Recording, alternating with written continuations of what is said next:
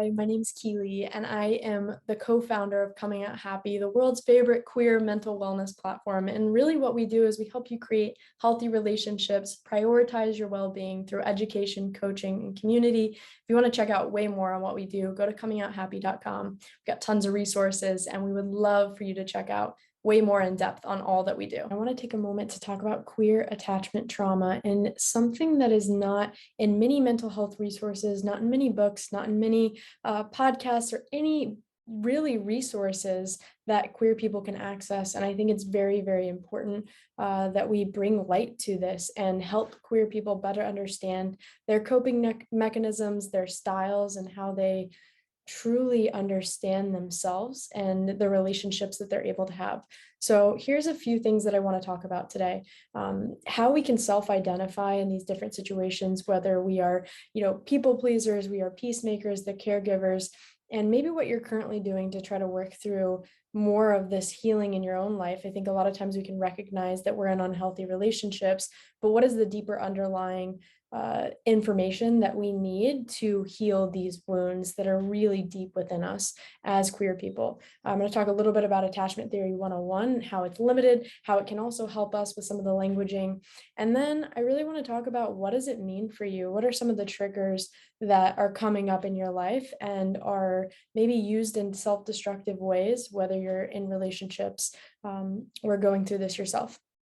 I want to talk about why it's so important to connect with your body as you're going through this and how this attachment trauma has led to the disconnection that really roots us away from having healthy relationships. So let's just get right into it. For many of our clients, they are so aware that they are people pleasers, they're overgivers, they're perfectionists, they are self-destructors. They know that they have these habits, but they're just not sure how to stop them. And maybe they've tried to fix the struggles through either talk therapy, self-help books, podcasts, workshops, other solutions that really just treat the symptom of people pleasing, but don't go to the root of these behaviors, which is rooted in a lot of the attachment trauma that we've experienced. And like I mentioned before, not only are we, talking about attachment trauma, and many resources are out there on that, but also the complex form of attachment trauma that queer people experience, which is the queer attachment trauma, the experience of being rejected by society. So let me talk a little bit about attachment 101. And I know it's limited and there's, great information that's there for us to look at, to understand, but it's also a weird concept. And by that meaning it's white, educated, it's rooted from people that may not have the lived experience of queer people and what they've gone through. So attachment, right? Let's talk about it. When humans are developing, we rely on a certain level of security that's usually provided by our primary caregivers, right? It's usually provided by people that we grew up with, that our first relationships were formed with. And really, it's been their duty to teach us how to regulate our emotions, to cope with difficult situations in a healthy way. And that may not always be the case. This doesn't mean that our parents and caregivers have to be perfect. In fact, it's really good that they're not perfect because it supports us through tough situations, right? If they were helping us through every single thing, we may feel so attached that we can't do things on our own. And it didn't give us the ability to learn how to self-soothe. And there's a normal level of insecurity that kids find manageable to work through these different situations that will arise in life. So when the insecurity becomes more consistent or extreme, for example, if our caregivers are constantly neglecting, abusing, or harming us in any way, and they don't know how to cope with us, or they don't know how to support us, that attachment trauma forms. It begins to feel inconsistent. We begin to not know when they are going to be around, and we feel really insecure. So we take on these survival coping mechanisms. And I want to mention here that this is a familial or caregiver or developmental attachment trauma, but let's also talk about the gay queer experience, another form of attachment trauma that becomes compounded with caregiver-related attachment trauma.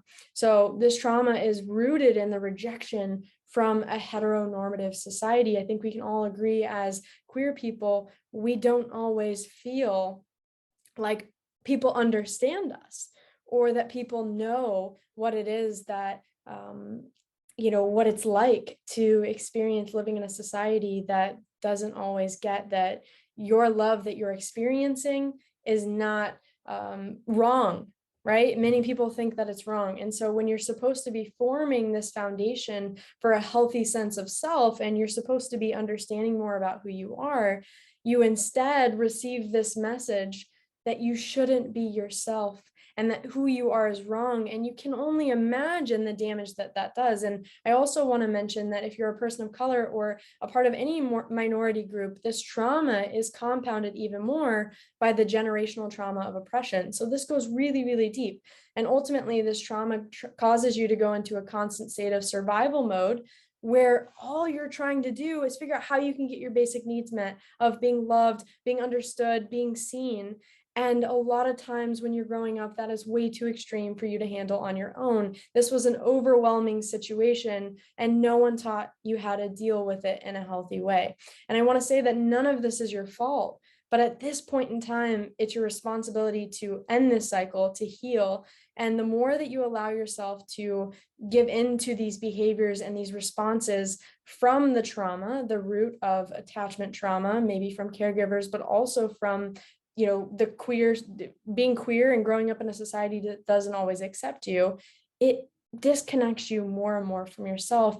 And this is when we see it manifest in anxiety, panic attack, nightmares, unhealthy relationships, disproportionate emotional reactions to small incidents, right? Have you ever had something happen where you've been triggered and you've reacted in a way that doesn't really match up with the situation? Let's say that someone said something to you and that it wasn't, maybe it was a critique, right? They're asking for you to switch something up or change something, and it wasn't harmful, or their intention wasn't to hurt you, right? A lot of times those situations, their intention may be to hurt you, but let's say that it wasn't in this case, and you react in a way that is, extreme or not rational. This can be caused by this attachment trauma, this root of how you've had to survive and not learned how to deal with your emotions that are coming up.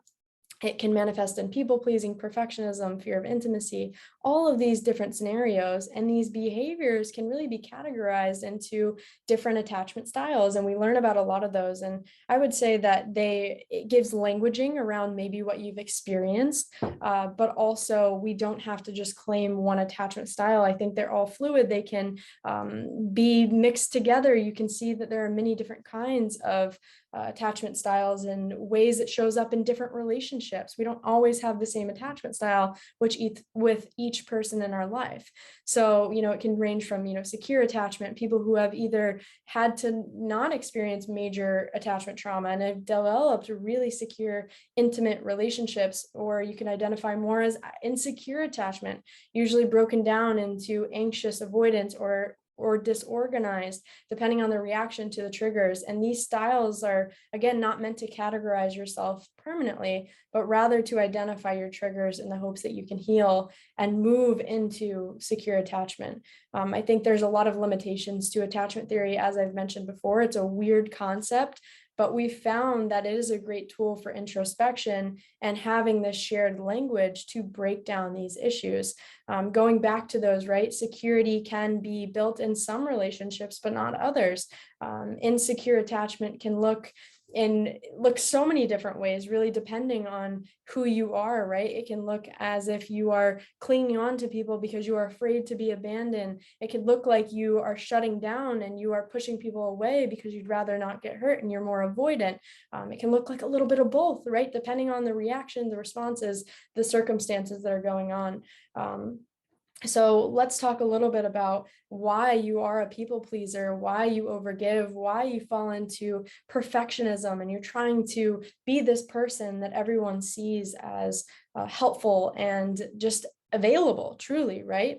Attachment trauma is triggered by these relational situations, by intimacy, by getting closer. The relationships that we have in our life, especially romantic ones, are the most volatile containers that we can put ourselves in if we don't know how to regulate, because we are constantly going to be, and I'll use this word, poked. We're going to be poked with different things that are happening because we're different people coming together.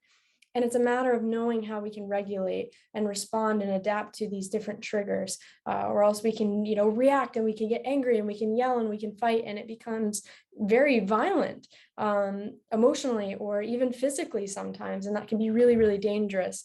And so maybe you're starting to think about your own relationships. And I want to ask you, have you ever noticed that these behaviors always just seem to come up when you feel vulnerable with someone else? A lot of times people come to us and they're working on themselves. They're like, okay, this is great. But then they get into relationships and that's where they see it triggered and come up the most. That's true. We heal in our relationships. But how do we put a stop to these behaviors? How do we start looking at the attachment trauma and understand ourselves more? And that's everything that we do in the programs that we create and the methods that we've developed, is that you have to reconnect with your body, because no matter if you talk about it or not, we can talk about all these different things. You can listen to this video and understand more of what I'm talking about. But when you're in this situation, in a relationship where you are triggered and you feel that this attachment style, your responses are coming up, you are still going to respond in the way that you think is best to survive in that mode, because you don't know how to sit and deal and manage and cope with the feelings in your body. Have you ever had something where you are just so angry, right? You get, a little reactive and you're so angry and you respond, and maybe you say something that you're not so proud of, or you say something that you go, I wish I didn't say that. And you feel like maybe you ruined a relationship, or you start to feel embarrassed or ashamed. Any of those feelings is because we haven't learned how to manage and deal with these emotions within us. So the first thing here is we show you how to reconnect with your body and be aware of the times when you feel triggered, so that you can actually step back and intentionally respond, because you've regulated and you're more in flow and you don't feel like you're always in survival mode. And we have to break out of that survival mentality to learn how to feel secure again. And then you can learn how to be intimate in a healthy way without being scared or self-sabotaging. We use somatic attachment therapy to help our clients really identify the triggers and self-destructive behaviors, so they can cope with those feelings in the moment and respond in a healthier way. That's all about getting back into your body, meeting yourself where you are, and truly understanding more about how you can deal with these different emotions that are going to come up in all different situations throughout your life. I think one of the things that, if you take away anything from this video, is that you don't have to be defined by the trauma that you've experienced. And many queer people will subconsciously or consciously recognize that this trauma exists in their life. And it's a matter of knowing how to regulate, knowing how to have the tools to have better relationships, to create more security in the relationship with yourself, and then go out and have that with others.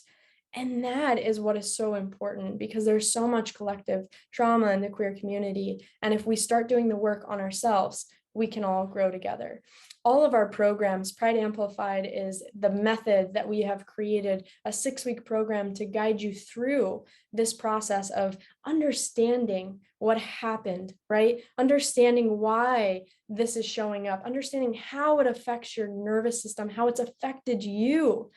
And so that logically you can understand it, but also giving you the tools through our method of how you can connect back to yourself. This has worked for hundreds of queer adults all around the world. And if you even take, 6 weeks to pour into giving yourself tools, giving yourself the control, the power back to understand your emotions, it will drastically change your life. I've seen so many people walk away from unhealthy patterns or relationships where they have just felt like they kept going after the same kind of person, to even feeling so empowered to leave a environment that they had lived in for 20, 30 years and move somewhere new because they felt so secure in themselves with the tools that we teach. We are ready to guide you, to support you.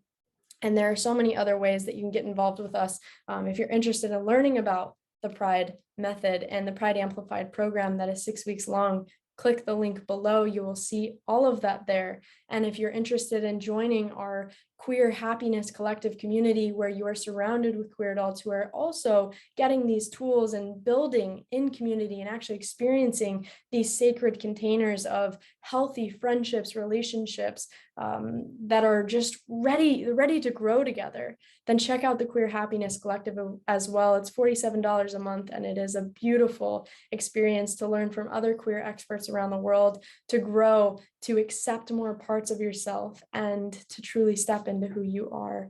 You deserve to be set free and to love yourself more and more every single day. And that's what we're here to show you how to do. So thank you so much for watching this and tuning in to queer attachment trauma and how it's showing up in your life and what you can do about it.